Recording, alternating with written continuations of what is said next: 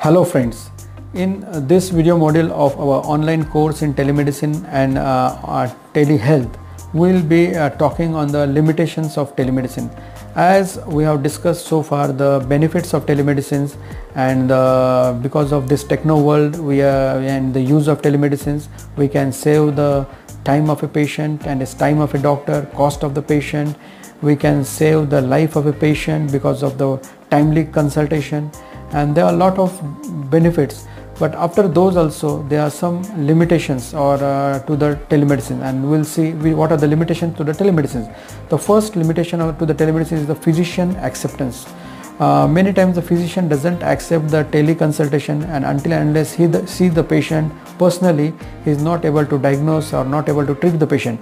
Another limitation is the patient acceptance. Many times patient also doesn't accept the teleconsultation or telemedication until and unless he is personally talked to the patient, personally seen by the patient. He is not able to go for the treatment. So these are the two major limitations: physician's acceptance and the patient acceptance.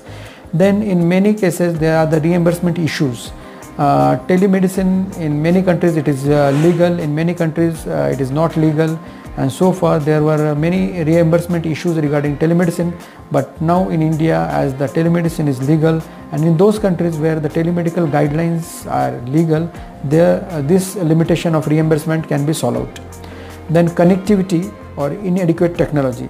In those areas or in those countries there is inadequate technology or there is the connectivity problem, there is the limitation for this telemedicine. So there should be the proper connectivity and proper technology for the teleconsultation or telemedicine.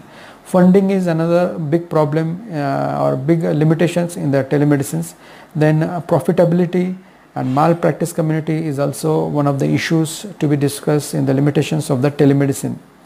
Another one is the healthcare policy and insurance policies. So far many insurance companies have not accepted the reimbursement in case of insurance policies by the teleconsultation or telemedicine. But now if the teleconsultation or telemedicine is done by proper guidelines in the legal format, then these issues by the insurance companies can be solved.